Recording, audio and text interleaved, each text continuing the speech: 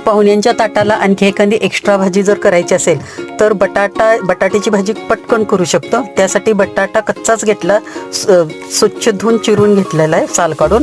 आणि कढईमध्ये जिरं, मोहरी, कढीपत्ता, लसूण घातलं, हळद घातलं आणि आता हा बारीक चिरलेला बटाटा घातला.